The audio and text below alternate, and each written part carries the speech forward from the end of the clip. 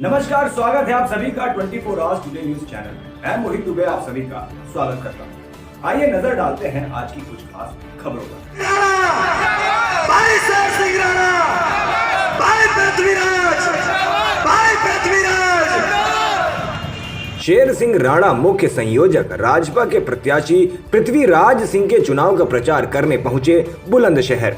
कई गांवों का दौरा करने के बाद मोती बाग के मैदान पर किया जनसभा को संबोधित। अपने भाषण में बोलते हुए उन्होंने कहा, हमारे प्रत्याशी पृथ्वीराज सिंह एक ईमानदार छवि के व्यक्ति हैं और बीजेपी से लोगों का मोह भंग हो चुका है। हमारे प्रत्याशी पृथ्वीराज सिंह व्यापार संगठन के अलावा कई सामाजिक संस्थानों से जुड़े हुए हैं, जिस कारण सभी वर्ग में उनकी पकड़ मजबूत है, जो हमारे प्रत्याशी की जीत का कारण बनेगी। हम ये चुनाव आसानी से जीत रहे हैं। हमें हर वर्ग के वोट के साथ मुस्लिम वर्ग का भी वोट मिल रहा है। हम इलेक्शन जीतने के बाद व्यापारियों, किसानों, गरीब व्यक्ति, बेरोजगार इंसानों के हित के लिए काम करेंगे और एक नया इतिहास रचेंगे। बुलंदशहर से प्रदीप तोमर की रिपोर्ट। देखिए, इस समय देश जिस रास्ते पर जा रहा है, जहां भारी जातिवाद और धर्म और जाति अनुसार कानून बनाकर किसी की भलाई के लिए नहीं, किसी को परेशान करने के लिए बनाए जा रहे हैं। इस समय देश में एक ऐसे राजनीतिक दल की आवश्यकता है जो किसी भेदभाव के बिना सभी को साथ लेकर और देश को आगे बढ़ाने का काम करे। इसी के लिए हमने राष्ट्रवादी जनलोक पार्टी सत्ता का गठन किया करीब 1 साल पहले। बिहार में हम 30 सीटों पर चुनाव लड़ रहे हैं और उत्तर प्रदेश में, पश्चिमी उत्तर प्रदेश का जो भाग है उस पर करीब 2 साल से हम सामाजिक रूप से सक्रिय थे। पृथ्वी सिंह जी जो हमारे प्रत्याशी हैं, जो कि एक जाना माना चेहरा है जिला बुलंदशहर के। बुलंदशहर के अंदर चाहे व्यापार मंडल हो, व्यापारियों की समस्या उस रूप में इन्होंने दूर करी। अध्यक्ष होने के नाते क्षत्रिय समाज के भी अध्यक्ष रहे काफ़ी सालों तक, और भी कई अनेक सामाजिक संगठन हैं जिनके अध्यक्ष थे। राष्ट्रवादी जनलोक पार्टी सत्य की बागडोर भी जिला बुलंदशहर में इन्हीं के कंधों पर रही है। और यहाँ पर अचानक से उपचुनाव की जब घोषणा हुई और उसकी ज़रूरत हुई, तो पृथ्वी सिंह जी ने बुलंदशहर की जो अनेक समस्याएं हैं उनको दूर करने के लिए सामाजिक रूप से पहले प्रयास किया, लेकिन आप जानते हैं कि उसमें एक लिमिटेड पावर्स होती हैं। तो राजनीतिक रूप से यहाँ का विधायक बनकर उन समस्याओं को दूर करने की इच्छा है। और एक पार्टी के रूप में अगर हम बात करें तो 2022 में हम 403 सीटों पर चुनाव लड़ेंगे और इसके लिए हम प्रयास शुरू कर चुके हैं और बिहार चुनाव के बाद चुनाव लड़ रहे हैं। तो अभी उनको खुद ही मालूम नहीं है कि आखिरकार कौन किसके खिलाफ चुनाव लड़ रहा है, इसलिए बिहार में भी हमने अकेले चुनाव लड़ने का निर्णय लिया और उत्तर प्रदेश में भी, यहाँ पर भी हम अकेले लड़ रहे हैं चुनाव। और आगे भी भविष्य में कोई हमारी विचारधारा से सहमति प्रकट करेगा तो विचार किया जाएगा, किंतु अभी तक हम 403 पर तैयारी कर रहे हैं। और बुलंदशहर के उपचुनाव की जो बात करते हैं, हमें पूरा विश्वास है कि पृथ्वी जी यहाँ के विधायक बनने जा रहे हैं, क्योंकि भाजपा बात तो करती है कि परिवार को बात को आगे ना बढ़ाया जाए, लेकिन आप अपनी आंखों से देख सकते हैं युवा की बात करती है, परिवारवाद को हटाने की बात करती है, लेकिन उनका प्रत्याशी कौन है आज यहाँ पर? परिवारवाद का जीता जागता उदाहरण युवा के नाम पर एक हमारी माँ समान 70 साल की महिला जो है उनकी प्रत्याशी है। तो जो वो उनकी कहने और कथनी में बहुत ज़्यादा डिफरेंस है। वो पार्टी विद द डिफरेंस बोलते हैं, लेकिन यही उनका डिफरेंस है शायद कि बोलना कुछ है और करना कुछ है। लेकिन ये जो राष्ट्रवादी जनलोक पार्टी सत्य है, ये राष्ट्रवादियों की पार्टी है। और इस समय हम देख रहे हैं कि जो स्वर्ण समाज है, इस देश में 2 ही के खिलाफ कानून बनाया जाता है, या तो स्वर्ण या तो मुसलमान। आज ज़रूरत है स्वर्ण और मुसलमान को एक होकर देश में एक अच्छा माहौल बनाकर दलित और पिछड़ों को भी, जो कि हमने बनाया है ये चारपाई जिसका निशान है, और सबके अधिकारों की रक्षा करें। इस पार्टी को अगर एक लाइन में आप इसका डिस्क्रिप्शन दें तो वो ये है कि ये वो झंडा है ना किसी के अधिकार को छीनेगा और ना किसी को अपने अधिकारों को छीनने देगा। उत्तर प्रदेश और उत्तराखंड में अपना कार्य शुरू कर देंगे।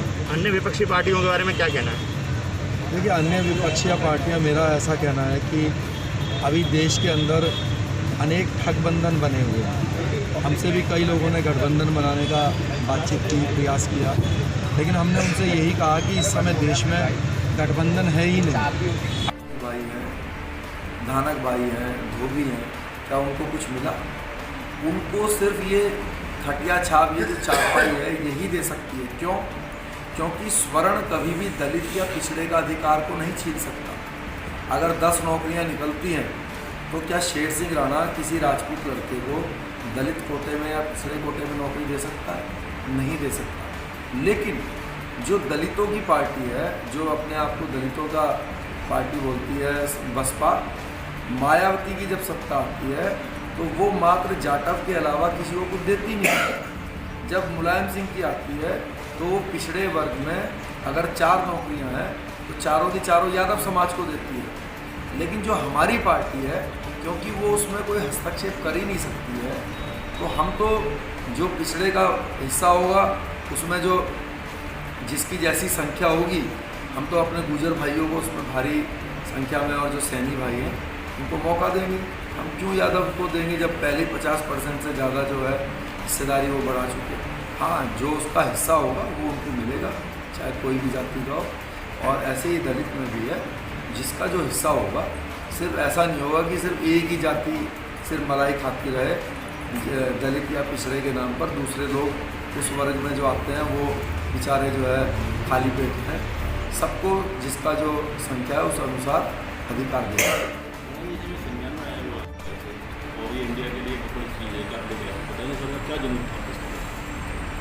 देखिए, तिहाड़ जेल में रहने के दौरान मुझे मालूम पड़ा कि हमारे आखिरी भारतीय सम्राट पृथ्वीराज चौहान जी की समाधि अफगानिस्तान में है और उस पर जूते चप्पल मार के उनका अपमान किया जाता है। जो देश के हर जाति, हर धर्म के व्यक्ति का जो अपने आप को भारतीय मानता है, उन सभी का ये अपमान है। तो मैं तिहाड़ जेल से फ़रार हुआ, अफ़गानिस्तान गया और वहाँ पर भी कुछ अच्छे लोगों ने मेरी सहायता करी अफ़गानिस्तान के, क्योंकि जो जीवित नहीं है उसका अपमान करने का कोई तुक नहीं है। 800 साल पहले जिसका मतलब जो हमारे बीच में नहीं रहे, तो वो तो उनका अगर अपमान किया जा रहा है तो वो घटियापन दिखाता है। और वहाँ पर मोहम्मद गौरी जो है उनकी कब्र भी थी, मैंने तो उनका कोई अपमान नहीं किया। अगर हम चाहते तो हम भी अपमान कर सकते थे, लेकिन जो व्यक्ति हमारे बीच में नहीं है हम उसका अपमान क्यों करें? उसकी कब्र का, उसकी समाधि का क्यों अपमान करें? तो उस समय की जो भी हालात रहे होंगे तो वो हालात तब के तब थे, वो ख़त्म हो चुके। आज अगर वो अपमान कर रहे थे तो उनकी मिट्टी लेकर वापस आए भारत और गंगा जी में उसको प्रभावित किया। पृथ्वी जी, पहले बुलंदशहर सीट से वो बिहार के अंदर हमारी पार्टी चुनाव लड़ रही है। चारपाई के निशान पर करीब 30 विधानसभाओं में हम बिहार में चुनाव लड़ रहे हैं। क्या लगता है आपको पृथ्वी जी सीट निकाल पाएंगे कि नहीं? ये मैं नहीं कह रहा हूँ, ये यहाँ की जनता बोल रही है कि आने वाले विधायक जो हैं ये जो चुनाव होने जा रहा है 3 तारीख को, पृथ्वीराज जी चुनाव जीत चुके हैं। अब तो ये देखना बाकी रह गया है कि कितने मार्जिन से ये प्रतिद्वंदी को हराने वाले हैं। आज भी जो जनसभा आपने देखी उसके अंदर हर वर्ग के लोग भारी संख्या में मौजूद थे और जो जोश उन्होंने दिखाया उस जोश से ही समझ में आ रहा था कि जीत निश्चित है। आज कई गाँव के दौरे भी हम लोगों ने किए और मुझे आश्चर्य है कि जो हमारे मुसलमान भाई हैं उनका भारी सहयोग चारपाई को मिल रहा है और पृथ्वी जी के प्रति भी उनका जो साथ है वो बढ़ता जा रहा है। राजपूत समाज, ब्राह्मण या स्वर्णों की हम बात करें, वो तो इस पार्टी का कोर वोट बैंक है, उनका तो साथ पूरी तरह से ही। दलित और पिछड़ों में भी, क्योंकि जो लोग दलित और पिछड़ों की राजनीति करते हैं, सबको मालूम है कि पिछड़ों की राजनीति करते करते मुलायम सिंह यादव या अखिलेश जी ने सिर्फ यादव का ही बात करा। जो गुजर भाई हैं, जो सैनी भाई हैं, जो हमारे अन्य समाज के जो पिछड़े जाति के वर्ग आते हैं, उनका कोई भलाई नहीं क्या है। दलित आपको सपोर्ट कर रहे हैं? काम करते हैं वो जनता के हित में कार्य नहीं करते हैं। और यहाँ जब हम जनप्रतिनिधि चुनते हैं तो जनप्रतिनिधि का काम क्षेत्र की जनता के लिए काम करना होता है। आज शहर की स्थिति खराब है, शहर में डिवाइडर लगा दिए गए हैं, टैक्स बढ़ के आने वाला है और दुकानें तोड़ी जाएंगी। व्यापारी वैसे ही पहले से त्रस्त है, ना व्यापारी की दुकानों का बिल माफ हुआ कोरोना काल में, और व्यापारियों ने लोगों की मदद की है। तो व्यापारियों के लिए ना पेंशन की सुविधा है, सबसे ज़्यादा टैक्स व्यापारी देता है। तो व्यापारियों को सुविधाओं के नाम पे तो कुछ मिलता नहीं, मिलता है तो व्यापारियों को सिर्फ परेशानी मिलती है। जैसे बात है व्यापारी वर्ग जो सारा बीजेपी से जुड़ा हुआ, क्या कहना बीजेपी का आपका? देखिए, व्यापारी बीजेपी से जुड़ा हुआ था, लेकिन जो सोया है हम उसी को तो जगाने का काम कर रहे हैं। आज जो व्यापारी है अगर वो अपनी समस्याओं से परेशान है तो उनमें से सारे व्यापारी बहुत सारी अभी विचार विमर्श कर रहे हैं। आज भी हमारी बैठक हुई है, उन्होंने निर्णय लिया है कि वो अपने व्यापारी भाई के साथ रहेंगे और मैं उनके हर सुख दुख में उनके साथ रहूँगा। ना डिवाइडर रहेगा जब मैं अगर विधायक बनूँगा, और ना टैक्स की ऐसी समस्या रहेगी, और ना किसी की दुकान की। और किसानों की भी समस्या है, किसानों को भी सरकार ने कुछ दिया नहीं। आपकी पार्टी अपनी फाइट कैसे मानती है? आपकी पार्टी जो फाइट मानती है किस पार्टी से मानती है? मैं तो नहीं समझता कोई फाइट में, मुझे नहीं लगता कोई फाइट में, सब अपने अस्तित्व की लड़ाई हो रहे हैं। और हमारे साथ जो जनता का जो प्यार है, वो जनता हर संभव परिवर्तन चाहती है और परिवर्तन इस समय की भी ज़रूरत है।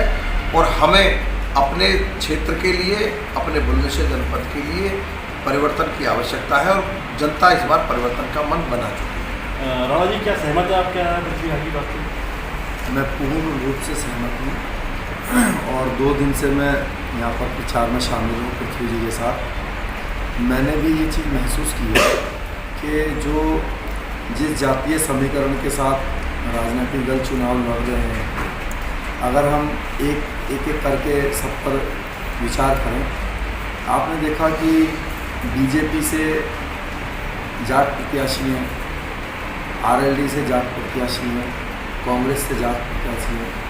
आज हमारे जाट भाई ये तय नहीं कर पा रहे हैं कि वोट किसको देंगे। क्या ये चुनाव जातिवाद का हो गया है? देखिए, दुर्भाग्य है इस देश का कि ये जितने भी राजनीतिक दल हैं बात बड़ी बड़ी करते हैं, लेकिन पूरी तरह से जातिवाद करते हैं। अभी आपके सामने आप बताइए कि फिर क्या कारण है सभी ने जाट प्रत्याशी दिया हुआ है? जातिवाद है तभी तो दिया हुआ है, उनकी संख्या ज़्यादा है ऐसा वो मानते हैं, तभी तो सारी पार्टियाँ उनको टिकट दे रही हैं। क्यों आप किसी पृथ्वी सिंह जी जैसे अच्छे इंसान को टिकट नहीं दे रहे हैं जो लोगों की दुख सुख में शामिल है? क्योंकि वो जाति से राजपूत है इसलिए उनको अवॉइड कर दिया जाएगा। ये तो भेदभाव है। इसीलिए हमने इनको मौका दिया क्योंकि हम जानते हैं कि ये बुलंदशहर के लिए एक मिसाल पैदा करेंगे। लोगों की समस्याओं को निजी रूप से जानते हैं, ये खुद व्यापार मंडल से जुड़े हुए हैं, ये खुद व्यापारी हैं। व्यापारियों की समस्या इनसे ज़्यादा कौन समझ सकता है? ये खुद जो है कई अनेक सामाजिक संगठनों के सदस्य और अध्यक्ष हैं, तो लोगों के बीच में रहते हैं आए दिन, तो इनको समस्याओं को मालूम है। दूसरी बात है कि जितने भी ये जो राजनीतिक दल हैं, इन्होंने कभी भी दूसरे मतलब सामाजिक स्तर पर जो कार्य करता है उसको कभी मौका नहीं देते, सिर्फ जातीय समीकरण पे काम करते हैं।